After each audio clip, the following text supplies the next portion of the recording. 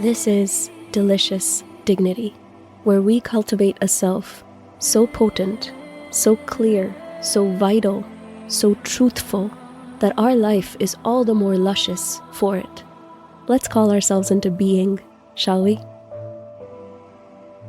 Hello, lovelies. I am really excited to share this mid-year energy update for you. I wasn't planning on doing this. I thought the yearly updates were enough, but for some reason, this time around, I decided to do a mid-year update. So this is going to piggyback of what I said at the beginning of 2026 about the year and the energy of 2026. And it's going to piggyback off of that, but you don't necessarily need to listen to that episode to get the benefits of this one. But it's a good thing to listen to just to get the full context after you listen to this episode. Now, when I share these intuitive guidances, if you will, I want you to see it as a read on the energy of the person who is listening to this episode. It doesn't concern every single person all over the world, because not every single person all over the world is listening to this episode. I've specifically restricted the audience to whoever's listening to this, mostly because I think it gives a clearer and more accurate reading for the person who is listening, and it doesn't dilute the message too much. And it's about really just reading the energy. It's not about predictions. Okay, I feel like as a culture, we need to get past the idea that intuition and psychic work and psychic skill is about predicting the future. This is more of an energy reading with a lot of reflections and contemplations and suggestions for how to approach whatever it is you're doing in your life. It's almost like an energetic orientation for the next 6 months of this year. The expectation is that you leave just profoundly inspired and deeply grounded. That's always the goal of this. If there's an intention behind this, it is how to return to your soul with more dignity. What was different about this energy reading is that I got a very clear image. And we're going to work off this image as a metaphor for all of the different pieces and contemplations and suggestions for how to approach your life through this metaphor. And the metaphor is asking the egg to walk the tightrope. And just in that one metaphor, there's just so much going on. We have the symbol of the tightrope. We have the symbol of the egg. We have the symbol of walking, the symbol of why we're even doing all of this. And so all of those things are what we're going to delve into, because intuition is all about symbolic meaning and understanding of what's happening. So I think this is a really rich metaphor for what we can dive into today. And again, the time frame that we're talking about is the next 6 months, starting from the day you listen to this episode, or rather, starting from the day you listen to this episode to the end of the year of 2026. That's what it's restricted to. Obviously, the energies that we talk about are going to be relevant for different points in your life. You might find this episode and decide that a lot of the themes they mean something to you, and maybe you're listening to it in 2028. And that's obviously well and good, but definitely for the rest of 2026, this is the energy that applies.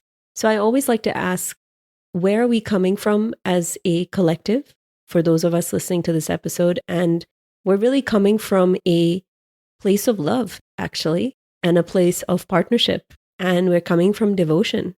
And really, when we come from that place, we would think that there is a lot of good things that come when you come from love and devotion and all of these sort of healing qualities of life. But then something shifted in that energy, where we are now asking the egg to walk the tightrope. So let's look at the symbol of the egg. The egg is your potential, your dreams, your abundance. It is also your fertility, your fecundity, the part of you that is creative, also the part of you that is contained. It's also a symbol for your integrity in that way. And even though the egg is contained, the thing is, the egg is a temporary state. It is meant to gestate and become new life, or eaten, depending. But it needs more time to gestate before it's ready. So there's also this symbol of you birthing something. the main symbol here is the fact that this is something that is not yet ready. It is very contained. It is full of life, but it's not ready yet. And then there is this tightrope. Now, a tightrope it's something that is just for joy, nothing else. It's not really a way of life. It's not a standard. It's something you just do for fun. It's not meant to be used as a primary means of communication or of transportation, unless very, very emergency reasons necessary, right? It's just meant to be fun.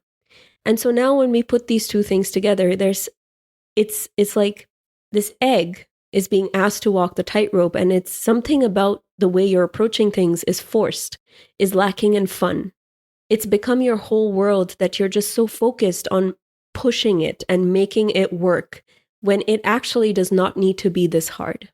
So when we talk about walking or making the egg walk the tightrope, the egg doesn't have legs, and it's being asked to balance on this tightrope, and you are making it balance on this tightrope, and it requires a lot of effort, a lot of force. Something about this is extremely inefficient. So the question to you here, is this the most efficient way to approach whatever it is you're approaching? And it comes from a fundamental lack of understanding of something's nature. An egg does not have legs. It is not in its nature to walk, and definitely not a nature to walk along a tightrope. But there's this part of you that just wants to get to the other side so badly that you're willing to make things really, really difficult for yourself in order to get there. It goes beyond something that's being controlling. It's forceful behavior. You know that book, Power versus Force? I don't know if you guys know this book, but it's a beautiful book. It's by David Hawkins. I had to look that up real quick. And it's the difference between when learning how much effort is too much effort and how much effort is just natural and necessary. And there's a lot of force here. There's not a lot of power. But if you just offered it some time and you just offered it some grace and you just let it rest, it will grow legs and walk the tightrope just like you want it to. And you don't have to work so hard. You don't have to force it. There's something about seeing the nature of something, seeing the true nature of something and accommodating that nature as opposed to forcing it to do something it physically cannot do. It's like when you ask a fish to climb a tree. I mean, sure, you can make a lot of effort trying to make the fish climb a tree, but the fish doesn't have legs, it doesn't have a tail, it cannot climb a tree by itself. So the question also here is, how is it that you're using force in your life right now? Where are you being the most forceful and why? Because there's a fear there, and we'll talk about the fear in a minute. And the other question that is posed to you is, what is the standard by which you judge something? What are you judging something by? For example, let's just take these two metaphors and let me just come up with a small invented example. Let's say that the egg represents your dreams. You know, this is something that is in dream, it's in potential, and you are forcing it. Let's say your dream is to open a coffee shop, and you are currently in the stage of just learning about coffee. And this is a dream that you just started off with. And now you're trying to figure out the rent, the legalese, the leases that are needed for this place, the equipment that you need, and all the finances that need to come together.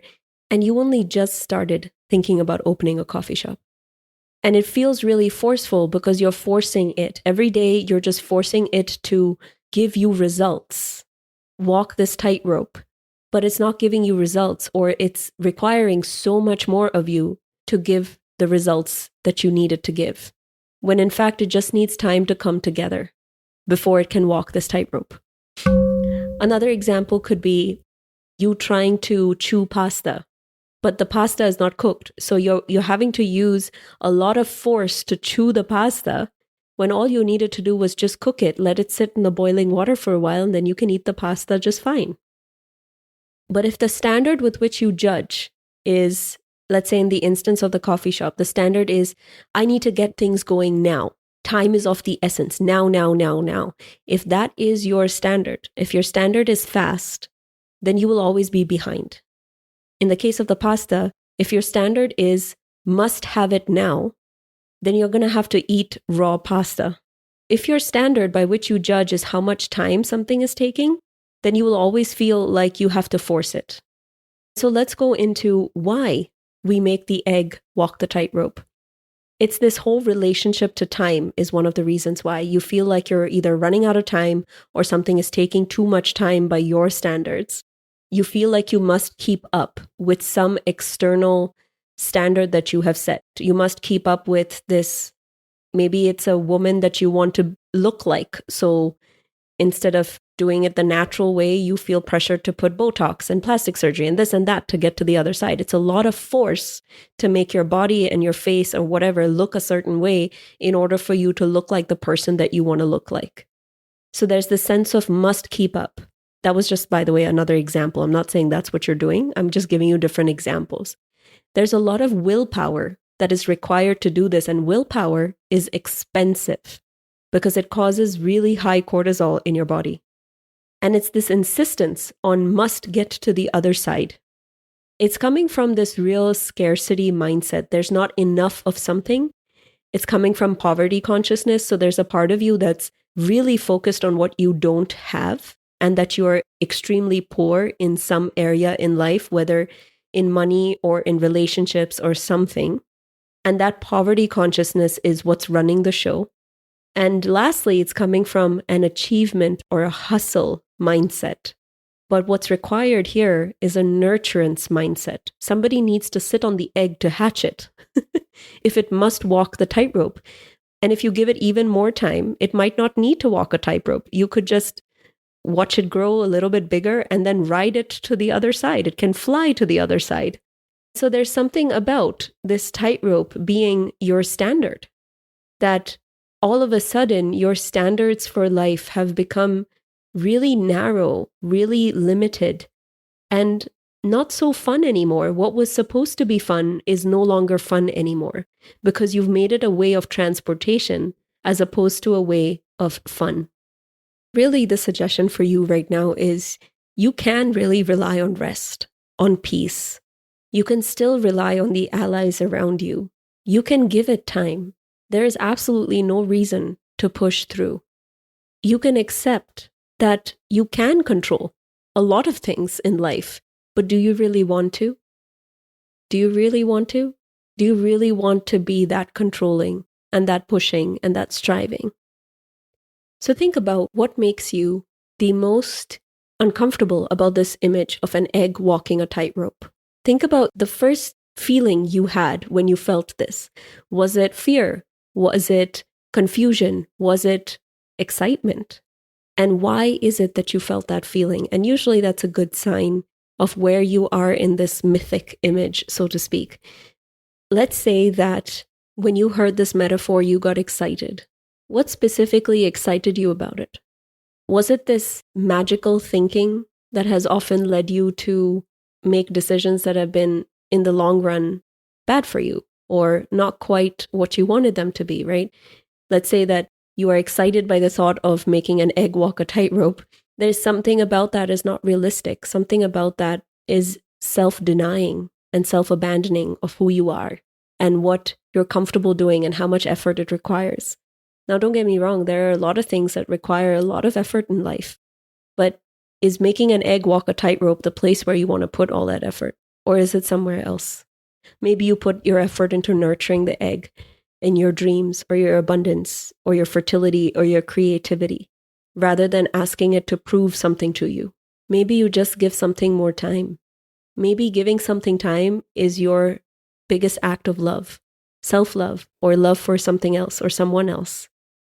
The egg could even be a relationship that is being birthed into the world right now with you and your person. Are you asking it to do things before it is ready? Are you asking for a commitment and it's only been 2 weeks that you've been dating? Do you see what I mean? Like, this can apply in so many different areas. And the overall theme is just so much effort, so much expectation of something that is just not ready yet. But it will be. Oh, it will be. You just have to lay it down a while. And laying it down a while does not mean not doing something or not taking action. Laying it down a while means adopting a nurturance mindset as opposed to a hustle one. The other question you can ask for contemplation and to deepen your understanding of this mythic image is to understand, what is it that you're wanting so bad that's at the end of this tightrope? What are you expecting on the other side? Is it fame? Is it success of some kind? Is it love? Is it peace? Like, what are you wanting? That thing that you're wanting at the other side is what you give the egg that you're currently working with. So if you're wanting fame, as an example, at the other side, and you're willing to like push through to get to there, then maybe when you're nurturing your egg, you give it a lot of visibility. You give it a lot of seeingness. So maybe let's say that you want to have an influencer account because you want to be famous. Okay, let's just say that's a silly example, but that's what we're working with, okay? And you're not ready yet to start making videos or whatever. You just need to think some more about it, or you need to just give it time. You just start talking to trusted friends and ask them to see you in your creativity for now. You tell them about your dreams and you make your egg, the thing that you are gestating, be seen by people, just not by everyone. And you too see it. You give it the fame that you think you'll get on the other side. You give it to it now. And that is an example of applying what it is you think you'll get on the other side to the thing you want, to the thing that's currently gestating now. It's like that episode that we just went through, which is episode 43, The Art of Being Visible, slowly, gently, peacefully healing the visibility wound. You know, maybe in this influencer example, you're asking yourself to be visible before you're really ready. And I'm not saying that you have to be 100% ready to do anything. That is not what we're saying. We are, however, asking for you to recognize the nature of something, to see it for what it is, and to allow it to gestate. And while it's gestating, maybe you can work on your visibility in this example. Maybe you feel like if you get to the other side quicker, that's when you'll finally get love of some kind. Give that love to your egg right now, in whatever way you see fit. An episode that really works for that is episode 44. Do you feel like you have to earn love? Anytime I mention an episode, by the way, from the podcast, you can just search for it in the player of the podcast player of your choice and find that episode. So, does that make sense? Don't ask the egg to walk a tightrope. And if you're going to ask the egg to walk a tightrope, at least put it in a cart. Put it in a cart and roll it along a nice wide bridge. But again, that would involve you finding a cart, building a nicer bridge, just so that you can make the egg go to the other side. You see? It's like that joke, why did the chicken cross the road? To get to the other side. Maybe this is also a really good time to contemplate about your specific relationship with the concept of time. How do you understand or deal with time? Are you always trying to do 10 million things in 5 minutes? Are you trying to push before you're ready to go? Do you pack a lot of things in just a short amount of time? Or do you just sort of do nothing with a large amount of time? What is your relationship with time? Do you feel time passing? Do you not feel time passing? And I really think that contemplating your relationship with time and how you act within this relationship with time will also give you a really good idea of what you need to do for the next 6 months. And again, this is not about being patient. This is not about any of those things. This is not a virtue of some kind. We're not prescribing a virtue to any of this. You don't have to be a certain person within this metaphor. All you have to do is understand the nature of the thing that you are working with. Really see it for what it is and not for what you want it to be. And then see how much it's costing you to make it be something it is not. Okay, my lovelies, I hope you enjoyed that mythic image, and I hope it was fun for you to contemplate and sink your teeth into. So until next time, may your dignity be so obvious to you. May it be so obvious to you that it is over and above any expectation of performance. Much love to you. Bye.